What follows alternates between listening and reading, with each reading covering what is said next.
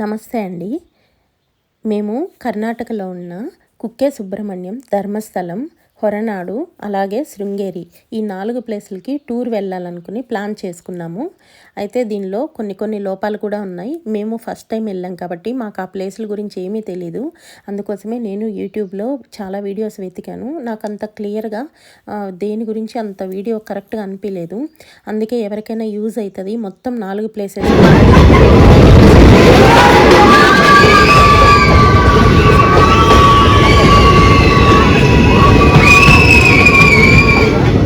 ట్రైన్‌లో వెళ్ళామండి.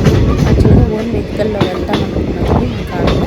కానీ నేను యూట్యూబ్ వీడియోస్ వీటి గురించి సెర్చ్ చేసినప్పుడు చాలామంది ఏం చెప్పున్నారంటే అవి ఫుల్ ఘాట్ రోడ్స్, అది కూడా సింగిల్ వే ఉన్నాయి. జర్నీ కొంచెం భయంగానే ఉంటది. చాలా ఘాట్ రోడ్స్ ఉన్నాయి. పెద్ద పెద్ద లోయలు అది ఇది అని చెప్పారు. నాకు అవన్నీ చూసి చాలా భయం అనిపించింది.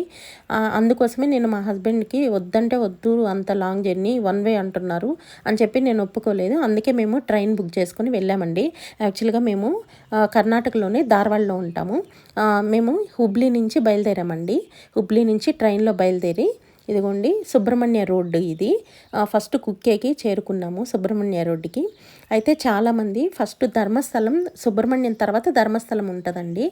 అయితే సుబ్రహ్మణ్యంలో సుబ్రహ్మణ్యేశ్వర స్వామిని మనము దర్శనం చేసుకొని తర్వాత ధర్మస్థలం వెళ్ళకూడదంట.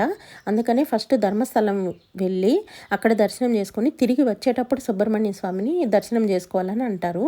అయితే మేము కూడా అలా అనుకునే ధర్మస్థలంకి బయలుదేరామండి. ఫస్ట్ సుబ్రహ్మణ్యం రోడ్లో ఆ రైల్వే స్టేషన్ పేరే సుబ్రహ్మణ్యం రోడ్ అనమాట. మేము హుబ్లీ నుంచి సుబ్రహ్మణ్యం రోడ్డుకి దిగేశాక ట్రైన్ నుంచి అక్కడి నుంచి బస్సులో బయలుదేరామండి ధర్మస్థలంకి మనకి బస్సులో అక్కడ బయటికి రైల్వే స్టేషన్ నుంచి బయటికి రాగానే చాలా బస్సులు, వెహికల్స్ అవన్నీ ఉంటాయండి. మనకి డైరెక్ట్ కుక్కేకి వెళ్ళాలనుకున్న వాళ్ళకి కూడా అక్కడ వెహికల్స్ అన్నీ అవైలబుల్ ఉంటాయి. అయితే మేము ధర్మస్థలంకి అనుకున్నాం కాబట్టి వెళ్ళామండి. ధర్మస్థలంకి మాకు ఒక్కొక్కరికి టికెట్ పెద్దవాళ్ళకైతే రూ. 70 అండి. పిల్లలకైతే హాఫ్ టికెట్ రూ. 35. 40 నిమిషాల ప్రయాణం ఉందండి కుక్కే నుంచి ధర్మస్థలంకి. ఇదిగోండి ధర్మస్థలంకి చేరుకున్నాము. ఇవన్నీ గెస్ట్ హౌస్లు అనమాట. అంటే గవర్నమెంట్ తరపున రూ. 500 ఉంటుందండి పర్ రూము. అయితే మేము దసరా హాలిడేస్లో వెళ్ళామండి. దసరాలో అయ్యేకి చాలా విపరీతంగా ఉన్నారు. మేమంతా జనాలు ఉంటారనుకోలేదు. అయితే అది నియర్గా ఉంటుంది అనమాట. ఇందాక చూపించిన గెస్ట్ రూమ్ అయితే నియర్గా ఉంటుంది టెంపుల్కి ఆపోజిట్లోనే. అక్కడ రూమ్స్ మొత్తం ఫుల్ అయిపోయాయంట.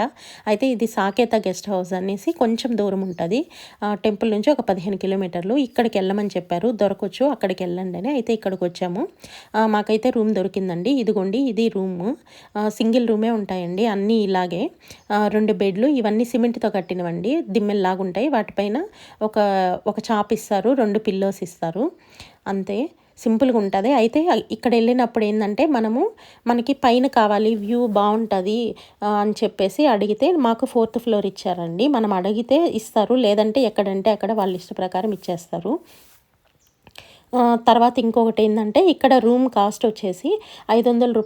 400 2 రకాలు ఉంటుందండి. అంటే మనము ముందే అడ్వాన్స్ రూ. 500 పే చేయాలన్నమాట. 500 అనేది విత్ అటాచ్డ్ బాత్రూము, రూ. 400 రూమ్ అనేది వితౌట్ అటాచ్డ్ బాత్రూమ్ అనమాట. అంటే కామన్గా బాత్రూమ్స్ అన్నీ బయట ఉంటాయి, ఓన్లీ రూమ్ ఇస్తారు. మనం వాష్రూమ్కి, స్నానాలకి దేనికి వెళ్ళాలన్నా ఆ బాత్రూమ్ బయటకు వచ్చి మళ్ళీ అక్కడ చేసుకోవాలన్నమాట. అటాచ్డ్ బాత్రూమ్స్ అయితే రూ. 500 అడ్వాన్స్ ఇవ్వాలన్నమాట. మనం రూమ్ ఖాళీ చేసేటప్పుడు రూ. 200 వాళ్ళు ఉంచుకొని రూ. 300 మనకి రిటర్న్ ఇస్తారు. అదే రూ. 400 రూమ్ అయితే, అంటే వితౌట్ అటాచ్డ్ బాత్రూమ్ను, రూ. 200 కాదండి, రూ. 100 ఉంచుకొని రూ. 300 రిటర్న్ ఇస్తారు. అలా అన్నమాట. రూమ్లు పర్లేదు, బాగానే ఉంటాయి, వేడి నీళ్ళు కూడా ఉంటాయి రూమ్స్లో. ధర్మస్థలంలో అయితే చాలా గెస్ట్ హౌస్లు ఉంటాయండి. మనకి ఏ టైంలో అయినా సరే, ఎంత రష్గా హెవీగా ఉన్న టైంలో అయినా మనకి ఈజీగా రూమ్స్ దొరుకుతాయి. తర్వాత అక్కడి నుంచి మేము స్నానాలన్నీ ఫ్రెష్ అప్ అయ్యేసి తర్వాత ఒక 10 నుంచి 15 నిమిషాలు, చాలా నియరే ఉంటాయి, మరీ దూరమేమి ఉండవు కానీ అన్ని గెస్ట్ హౌస్లు. తర్వాత దర్శనంకి వచ్చామండి. దర్శనం చేసుకొని బయటకు వచ్చాక ఈ ధర్మస్థలం ఇదే అండి టెంపుల్, మెయిన్ టెంపుల్ మీకు కనిపించేది. అది టెంపుల్ లాగా ఉండదు అసలు, ఎక్కడ ఇట్లా ఉంటుంది ఆ టెంపుల్ అనిపిస్తుంది. ఒక ఏదో ఆశ్రమం ఉన్నట్టే ఉంటుందండి. అసలు అది టెంపుల్ అంటే కొత్తగా వెళ్ళిన వాళ్ళకి టెంపుల్ ఎక్కడుందో చెప్పండి అంటే ఎవరు చెప్పలేరనమాట, అలా ఉంటుంది. కానీ చాలా బాగుంటుందండి. కర్ణాటక ప్లేసెస్లో చాలా బాగుంటాయి అన్నీ. ఎందుకో అంటే అక్కడ వాతావరణం, అక్కడ ఉండే చెట్లు కానీ తోటలు అవన్నీ, వాతావరణం చాలా బాగుంటుంది. తర్వాత మేము బయటకు వచ్చేసాక దర్శనం చేసుకొని ఇంకా రూమ్కి వెళ్దాం అనుకుంటే అదే టైంలో ఇట్లా గజరాజులు వచ్చారండి. ఇంకా అందరూ అక్కడ ఎంతో కొంత తోచిందంత ఇచ్చి ఆశీర్వాదం తీసుకుంటా అట్లా చేస్తున్నారు. ఇంకా అలాగే మా పిల్లలు కూడా తీసుకుంటా అన్నారు. అవి చిన్న చిన్న వీడియోస్ యాడ్ చేశానండి.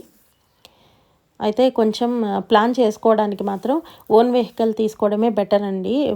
ఇట్లా మనం వేరే ట్రైన్స్ని బస్సుల్ని నమ్ముకొని పోతే మాత్రం చాలా ఇబ్బంది పడతాం. మాకు తెలియక వెళ్ళాము.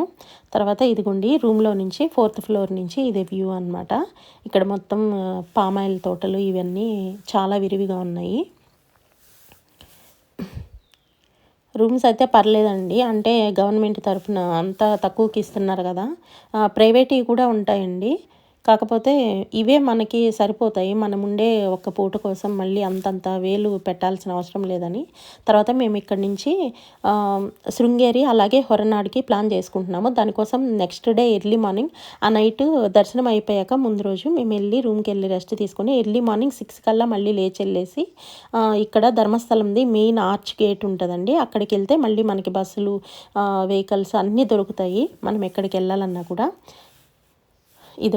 ఇదే ధర్మస్థలం గేట్వే అనమాట. ఇందాక చూపించా కదండి అవన్నీ షాప్స్. మేము ఎర్లీ మార్నింగే కదా, ఇంకా షాప్స్ అప్పుడప్పుడే ఓపెన్ అవుతున్నాయి. తర్వాత ఇదిగోండి అక్కడి నుంచి ఇక్కడికి శృంగేరికి వచ్చాము. ఇక్కడికి మేము చాలా తప్పు చేసామండి, మాకు తెలీదు అసలు. మేము ఇక్కడ కన్నడలో, అంటే మేము ఇక్కడే ఉంటాం కదా కర్ణాటకలో, ఇక్కడ వాళ్ళని అడిగామండి. అయితే వీళ్ళు చెప్పారు శృంగేరి హొరనాడు కూడా కవర్ చేసుకుండండి, అవి కూడా చాలా నియరే ఉంటాయి, 1/2 అవరే జర్నీ ఉంటుంది సుబ్రహ్మణ్యం నుంచి అలా అని చెప్పారనమాట. అంటే ధర్మస్థలం నుంచి అంత దగ్గరే ఉంటాయని. మేము ఫస్ట్ టైం కదా, మేము అంత అసలు గూగుల్లో కూడా లేదండి వీటి గురించి, వాటికి డిస్టెన్స్ ఎంత ఉందని. మేము అట్లా కూడా సెర్చ్ చేసాము. సరే ఇక్కడ వాళ్ళకి తెలిసే ఉంటుంది కదా అని మేము వెళ్ళాం. కానీ డైరెక్ట్ శృంగేరికి అయితే వీటికి బస్సులు లేవండి. మనం కొక్కనాడు అని ఒక ప్లేసెస్ ఉంటాయి మధ్యలో, అక్కడికి వెళ్ళి అక్కడి నుంచి మళ్ళీ శృంగేరికి ఇట్లా 2 దగ్గరలో బస్సులు మారాలండి. అవన్నీ మాకు ముందే తెలియక, అయితే మేము ఆల్రెడీ బయలుదేరాం కదా ప్లాన్ చేసుకుని ఇట్లా వెళ్ళాలనేసి, ఇంకా అందుకోసమే సరే ఎలా అయితే అలా ఇది వెళ్దాం అనేసి వెళ్ళామండి. తర్వాత ఇలా శృంగేరికి వచ్చేసాము. ఇది శృంగేరి మెయిన్ గోపురం అనమాట. లోపలికి ఎంటర్ అయ్యాము. ఇదండి లోపలంతా ఇలా ఉంటుంది వ్యూ. అప్పుడు దసరా నవరాత్రులు అండి. నవరాత్రులు అంటే అమ్మవారిది కూడా ఒకటి కదా, శృంగేరి శారద అమ్మవారిది ఒకరోజు సరస్వతి అమ్మవారి అవతారం కదా. ఆ రోజు చాలా విశేషంగా ఉండే, అందరూ గజరాజుల్ని తీసుకొచ్చేసి పూజలు చేస్తూ పీఠాధిపతి వారు వచ్చి అక్కడంతా పూజలు జరుగుతూ ఉన్నాయండి. గుడిని అయితే చాలా అద్భుతంగా అలంకరించారు. నిజంగా ఇవన్నీ ఎక్కువ కొంచెం టైం స్పెండ్ చేసి మంచిగా చూసి రావాలి అనుకుంటే మాత్రం ఓన్ వెహికల్ తీసుకొని వెళ్ళడం బెటర్ అండి. బస్సుల్ని నమ్ముకుంటే మాత్రం భయంకరమైన ఎక్స్పీరియన్స్ అయితే చేస్తారు. మేమైతే చాలా ఇబ్బంది పడ్డాము, అసలు మాటల్లో చెప్పలేమన్నమాట. ఇదిగోండి గజరాజులకి ఇక్కడ పీఠాధిపతుల వారు వచ్చి తెల్ల అశ్వాలు అనమాట. ఇదిగోండి ఆయనే పీఠాధిపతుల వారు. అసలు అక్కడ కెమెరాస్ ఏమి అలో చేయట్లేదండి. వీళ్ళంతా మీడియా, తర్వాత గుళ్ళో ఉండే పూజారులు వాళ్ళు అనమాట. వాళ్ళు మాత్రమే పట్టుకొని ఇస్తున్నారు, ఎవరిని కెమెరాస్ కూడా ఫొటోస్ అలో చేయట్లేదు. తర్వాత ఇదిగోండి రామగుమ్మళ్ళతో, తర్వాత మొక్కజొన్న పొత్తులతో, కొబ్బరికాయలతో, వెలగపళ్ళతో చాలా బాగా అలంకరించారు. తర్వాత లోపల కెమెరాస్ తీసుకెళ్ళచ్చు కానీ ఫొటోస్ తీయడానికి లేదు లోపల టెంపుల్లో. దర్శనం అయిపోయాక ఇది అన్నంకి వెళ్ళే దారండి, అన్నప్రసాదం తినడానికి వెళ్ళాం. ఇద్దండి అన్నప్రసాదానికి కూర్చున్నాము. ఇది మొత్తం హాల్ అనమాట, సింగిల్ హాలే ఉంది. ఈ సింగిల్ హాల్ చాలా పెద్దగా ఉంది. ఒకేసారి బాగానే చాలామందే పట్టేలా ఉన్నారు. ఇట్లా ప్లేట్స్ ఇస్తున్నారు, ప్లేట్స్ గ్లాసెస్ తీసుకొచ్చి ఇస్తాయి. ఫుడ్ అయితే బాగుందండి, ఒక స్వీటు ఒక హాటు అట్లా మంచిగా పెట్టారు. సాంబారు, గుమ్మడికాయ పులుసు అట్లా పెట్టారనమాట, మంచిగా ఉండే ప్రసాదం. నెక్స్ట్ అనమాట ఇది శృంగేరి నుంచి మేము హొరనాడుకి బయలుదేరాము. అక్కడ అన్నప్రసాదం తిన్నాక మళ్ళీ తిరిగి శృంగేరి బస్ స్టాండ్కి వచ్చి, శృంగేరి నుంచి హొరనాడుకి డైరెక్ట్ బస్సు ఉంటుందండి. కాకపోతే మేము చేసిన తప్పు హొరనాడుకి వెళ్ళడమే అనిపించింది. చాలా అంటే చాలా ఇబ్బంది పడింది ఇక్కడే అండి మెయిన్. ఇక్కడ వచ్చేసి పర్ పర్సన్ 120 రూపీస్ అనమాట. ఒక్కరికి పెద్దవాళ్ళకి టికెట్ వచ్చి బస్ టికెట్ 120 రూపాయలు. చాలా అంటే చాలా ప్రయాణం ఉందండి. హాఫ్ అన్ అవర్ అని చెప్పారు, కాకపోతే 1.5 గంట పైనే ఉంది, దగ్గర దగ్గర 2 గంటలు ఉంది. ఇంకొకటి వచ్చి ఈ హొరనాడు అన్నపూర్ణేశ్వరి అనే అమ్మవారు, ఇది చాలా ఫేమస్ అనమాట. ఈమె కూడా అమ్మవారు. అందుకోసమే మేము సరే అంత ఎట్లాగో ప్లాన్ చేసుకుని వెళ్తున్నాం కదా, అది కూడా చూసుకొద్దాము అనేసి వచ్చామండి. ఇదిగోండి ఇదే హొరనాడుకి రీచ్ అయ్యాము. ఇప్పుడు ఇది వీడియోలో ఏదైతే బస్ చూపిస్తున్నానో మేము 5:30 కరెక్ట్గా దిగాము ఈవినింగ్. ఈ బస్సే లాస్ట్ అంట, మాకు తెలీదు. మేము అదే బస్సులో మా పక్కనే ఆగుంది. మేము వెళ్ళి దర్శనం చేసుకొని కొంచెం షాపింగ్ చేసుకొని ఇట్లా తిరిగి వచ్చేసరికి ఈ బస్సు వెళ్ళిపోయింది. తర్వాత బస్సులు లేవు, ఏం లేవు. ఇంకా ఇక్కడి నుంచి మేము మళ్ళీ హొరనాడు దర్శనం అయిపోయాక ధర్మస్థలంకి రిటర్న్ వెళ్ళాలి. ఎందుకంటే మేము ధర్మస్థలంలో రూమ్ తీసుకున్నాం కదా, మా సామాన్లు అవి అన్నీ అక్కడే వదిలేసి లాక్ వేసుకుని వచ్చామండి. అంటే చాలా నియరే కదా, శృంగేరి ఒక హాఫ్ అన్ అవరు, హొరనాడుకి ఒక హాఫ్ అన్ అవరు, మొత్తం ఒక 2 అవర్స్, 4 నుంచి 5 అవర్స్ రాను పోను జర్నీ తీసేస్తే నైట్ కల్లా, అంటే ఈవినింగ్ 7 to 8 కల్లా మళ్ళీ రిటర్న్ ధర్మస్థలం వచ్చేస్తాము. ఆ ప్లాన్లో వెళ్ళామండి. అందుకోసమే మేము రూమ్లో సామాన్లన్నీ వదిలేసి వెళ్ళాం. ఇదిగోండి హొరనాడులో వ్యూ అనమాట. ఇవన్నీ గెస్ట్ హౌస్లు, ఇవి కూడా సేమ్ గవర్నమెంట్ అండర్లోనే నడుస్తున్నాయి. ఇవి కూడా చాలా తక్కువే ఉంటాయి, 400-500 అట్లా ఉంటాయని చెప్పారు రూమ్లో. అయితే మాకు ఇంకా బస్సులు దొరకలేదు. ఇవన్నీ ఓన్లీ క్యాబ్స్ మాత్రమే ఉంటాయి. ఈ బస్సులు కూడా దరిద్రానికి ఏంటంటే కర్ణాటకలో ఫ్రీ బస్సులు పెట్టారు కదండి, అంటే లేడీస్కి. అసలు విపరీతంగా లేడీస్ ఎట్లా పడితే అట్లా జర్నీలు చేస్తూ ఉన్నారనేసి బస్సులు కూడా తీసేశారండి చాలా వరకు. ఆ ఉన్న 4 బస్సులు ఉంటే 2 బస్సులు చేశారు, అట్లా చేసేసారు ప్రతి దగ్గర. ఈ హొరనాడుకున్న బస్సులు కూడా తీసేశారంట. అసలు మేమైతే ఎంత ఇబ్బంది పడ్డామంటే ఆ రోజు, అసలు ఎందుకు వచ్చామా ఇక్కడికి అనిపించిందండి. ఇదిగోండి బయట కాళ్ళు కడుక్కొని ఇది దర్శనంకి వెళ్ళేది అమ్మవారి దగ్గరికి. అయితే మేము ఇట్లా దర్శనం చేసుకొని కొంచెం అక్కడే పక్కన షాప్ ఉంటే అక్కడ షాపింగ్ చేసుకొని మేము వచ్చేసరికి మేము ఇందాక చూసిన బస్సు మాకు తెలియదండి, ఆ బస్సులే లాస్ట్ అది అని. మేము వచ్చి దర్శనంకి చేసుకొని వచ్చినాక ఏంటి ఏమీ రావట్లేదు వెహికల్స్ అది ఇది అని అక్కడ వాళ్ళని అడిగినప్పుడు చెప్పారు, ఆల్రెడీ ఇప్పుడే వెళ్ళిపోయింది, జస్ట్ 5 minutes అయింది బస్సు వెళ్ళిపోయింది, అదే లాస్ట్ బస్సు అని చెప్పారు. మేమైతే షాక్ అయిపోయాము. అయితే క్యాబ్ తీసుకొని వెళ్ళమన్నారు. జస్ట్ 120 రూపాయలు ఛార్జ్ దానికి. క్యాబ్లో అయితే ధర్మస్థలంకి హాఫ్ అన్ అవర్ జర్నీ అండి, దానికోసం 4,000 అడిగారు. అసలు ప్రాణం పోయింది. మొత్తం ఈ టూర్ అంతా కలిపి కూడా అంత కాదలేదు మాకు, కానీ జస్ట్ ఒక వెళ్ళడానికి ఇంత అనిపించింది. అసలు మేమైతే చాలా అంటే చాలా సఫర్ అయినాము. అసలు ఫస్ట్ టైం ఇంత బాధ అనిపించింది. కాకపోతే వ్యూ ఇక్కడ వాతావరణం అవి అన్నీ బాగున్నాయి. మనము కరెక్ట్గా వాటి గురించి అన్ని వివరాలు తెలుసుకొని గైడెన్స్ తెలుసుకొని వచ్చి టైం స్పెండ్ చేసి మన ఓన్ వెహికల్ ఉంటే మాత్రం చాలా బెస్ట్ అండి. అది మాత్రం మేము బాగా ఎక్స్పీరియన్స్ అయ్యాం. మా హస్బెండ్ కూడా కొంచెం నా మీద సీరియస్ అయ్యారు, నీ మాట విని మనం వెహికల్ తీసుకురాకుండా వీటన్నిటిలో వచ్చి మనం ఇబ్బంది పడేది కాక పిల్లల్ని కూడా ఇబ్బంది పెడుతున్నామని. నాకు కూడా చాలా బాధ అనిపించింది. తర్వాత ఇది అన్నపూర్ణాదేవి దర్శనం చేసుకుని బయటకు వచ్చామండి. ఇది పుష్కరిణి అనమాట, అమ్మవారి పుష్కరిణి. తర్వాత ఇదిగోండి ఇది ఎగ్జిట్ అనమాట. నెక్స్ట్ ఇక్కడి నుంచి ఇంకా ఈ ఏదైతే బ్యాడ్ ఎక్స్పీరియన్స్ అంతా అప్పుడు జరిగిందండి. ఇదిగోండి ఇది సుబ్రహ్మణ్యం ఆర్చ్ అనమాట. ఇంకా అందుకే నేను అక్కడ వీడియో ఏం తీయలేకపోయా. ఇంకా అప్పుడంతా మేము చాలా ఇబ్బంది పడ్డాము. అసలు ఆ రోజు ఎలా గడిచిందో మాకే తెలియదు అనమాట. ఎట్లా ధర్మస్థలంకి మళ్ళీ తిరిగి వచ్చాము. నైట్ 12:30 అయిందండి. అసలు ఎంత బాధలో పడ్డామంటే అంత చాలా అంటే చాలా బ్యాడ్ ఎక్స్పీరియన్స్ అయింది. అక్కడి నుంచి ఇంకా ధర్మస్థలంకి చేరుకొని ఆ నైట్ అక్కడ ఉండేసి తర్వాత ఎర్లీ మార్నింగ్ సుబ్రహ్మణ్యంకి డైరెక్ట్ బయలుదేరిపోయాము. మా రూమ్ అంతా వెకేట్ చేసేసామండి, ధర్మస్థలంలో తీసుకున్న రూము. అక్కడి నుంచి సుబ్రహ్మణ్యంకి బయలుదేరేసాము. అయితే సుబ్రహ్మణ్యంలో ఏమో బస్ స్టాండ్లో దిగ్గానే బస్ స్టాండ్లోనే మనకి మన లగేజ్ అన్నీ పెట్టుకోవడానికి కౌంటర్స్ ఉంటాయండి. అక్కడే మేము ప్రతి బ్యాగ్కి 20 రూపాయలు తీసుకుంటారు. అట్లా మేము అక్కడే బస్ స్టాండ్లో లగేజ్ పెట్టేసుకొని వెళ్ళి దేవుడి దర్శనం చేసుకొని తిరిగి అక్కడి నుంచి మేము సుబ్రహ్మణ్యం రోడ్డుకి ఒక 20 నిమిషాల ప్రయాణం అండి, అంతేను. అంటే సుబ్రహ్మణ్యం రోడ్డు అంటే రైల్వే స్టేషన్ అనమాట. ఇది బస్ స్టాండ్. మేము సుబ్రహ్మణ్యంలో దేవుడి దర్శనం కోసం ఇప్పుడు వచ్చామండి. ఇంకా అంటే తిరిగి వెళ్ళేటప్పుడే సుబ్రహ్మణ్య స్వామిది దర్శనం చేసుకుని వెళ్ళాలి అంటారు. అందుకోసమే మేము అవన్నీ తిరుక్కొని ఫస్ట్ ధర్మస్థలం వెళ్ళి తర్వాత శృంగేరి వెళ్ళి హొరనాడు వెళ్ళి రిటర్న్ వచ్చేటప్పుడు మళ్ళీ సుబ్రహ్మణ్యంకి వచ్చాము. ఇది బస్ స్టాండ్ అండి. ఇక్కడి నుంచి మనకి రైల్వే స్టేషన్కి 20 నిమిషాల ప్రయాణం ఉంటుంది. ప్రతి రైల్వే టైమింగ్ ఉన్న టైంలో బస్సులు ఉంటాయండి. ఏదన్నా ట్రైన్ టైమింగ్ ఉంది, ఇప్పుడు ఎక్కడి నుంచైనా వచ్చే ట్రైన్ దిగుతుంది ఇప్పుడు అన్నప్పుడు కరెక్ట్గా ఆ టైంకి మనకి బస్సులు అవైలబుల్ ఉంటాయి. ఏ టైంలో అంటే ఆ టైంలో ఉండవు. రైల్వే స్టేషన్కి బస్ స్టాండ్కి ట్రైన్స్ టైమింగ్స్ని బట్టి బస్సులు ప్రొవైడ్ చేస్తారండి. తర్వాత బస్ స్టాండ్ నుంచి దిగాక ఇప్పుడు మేము దర్శనానికి వెళ్తున్నాము, సుబ్రహ్మణ్యం దర్శనానికి.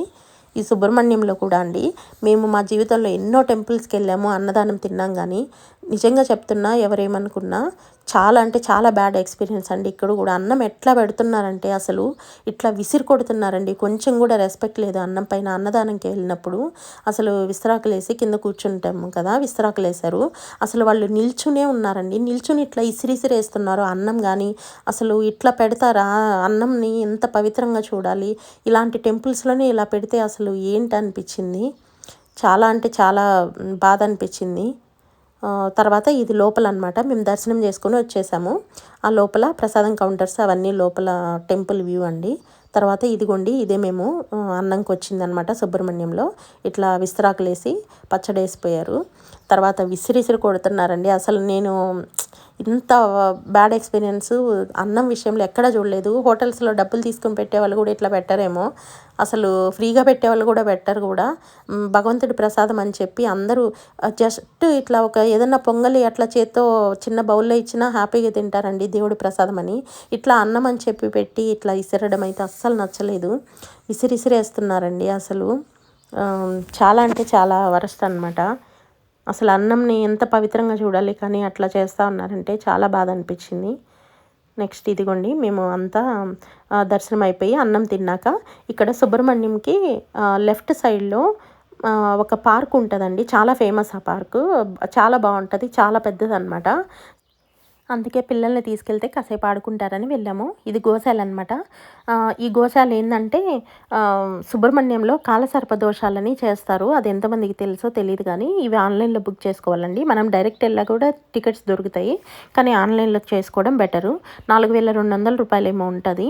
ఏమైనా కాలసర్ప దోషాలు అలాంటివి ఉన్న వాటికి ఇక్కడ పూజలు చేస్తారండి. దానికి ఆ పూజలు చేసిన తర్వాత అక్కడ గోశాల చూపించారు కదా, అక్కడికి పూజ కూడా చేపిస్తారనమాట. అదే అనమాట అది. తర్వాత మేము ఇదిగోండి పార్కులోకి వచ్చేసాము. ఇదిగోండి ఈ బిల్డింగ్స్ ఏదైతే కనిపిస్తున్నాయో, ఈ పూజ చేయించుకునే వాళ్ళకి 4200 రూపాయలు కడతారు కదా, మొత్తం A to Z వాళ్ళవే అనమాట. అంటే రూమ్స్ ప్రొవైడ్ చేయడం కానించి, ఫుడ్ కానించి ప్రతి ఒక్కటి వాళ్ళే చేస్తారు. ఈ బిల్డింగ్స్లోనే వాళ్ళు రూమ్స్ ఇస్తారంట. ఎవరైతే ఈ సర్పదోషం చేయించుకునే వాళ్ళకి ఇచ్చే ఫ్రీ రూమ్స్ ఆ బిల్డింగ్స్లోనే ఇస్తారు. ఇదిగోండి ఇక్కడ కనిపిస్తున్నాయి సైడ్కి, మీకు తర్వాత క్లియర్గా చూపిస్తాను. ఇదిగోండి ఇదే అనమాట పార్కు. ఇక్కడ ఇది నేత్రావతి నది అనమాట. నేత్రావతి నది. ఇక్కడ స్నానం చేసి తర్వాత దేవుడి దర్శనం చేసుకోవడానికి వస్తారండి కాలసర్పదోష పూజ చేసేవాళ్ళు. అయితే ఇప్పుడైతే వాటర్ లేదు. యాక్చువల్గా ఇంకొక ప్లేస్లో ఉంటుంది. అక్కడికి మళ్ళీ బస్సులు ఇవి కూడా సపరేట్గా పోతాయండి. నేత్రావతి నది స్నానం అని చెప్పేసి అక్కడ స్నానం చేయడానికి అక్కడ సపరేట్ వెహికల్స్ వెళ్తూ ఉంటాయి.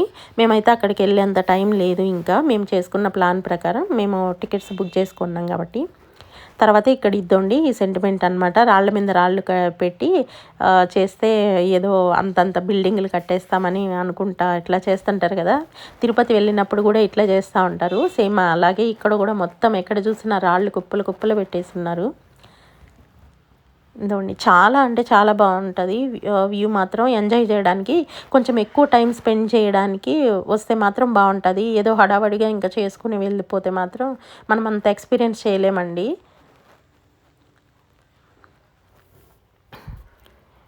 మేము ఎలాంటి మాకు తెలియక సరిగా గైడెన్స్ లేక, ఎవరు కరెక్ట్గా చెప్పేవాళ్ళే లేక, అసలు కనీసం అక్కడి బస్సు డ్రైవర్లకి కండక్టర్లకు కూడా అసలు ఎక్కడి నుంచి ఎక్కడికి బస్సులు కరెక్ట్గా వెళ్ళడానికి కూడా తెలియట్లేదండి వాళ్ళకి. మేము శృంగేరికి హొరనాడికి వెళ్ళేటప్పుడు కూడా అవి డైరెక్ట్ వెళ్ళడానికి లేదు.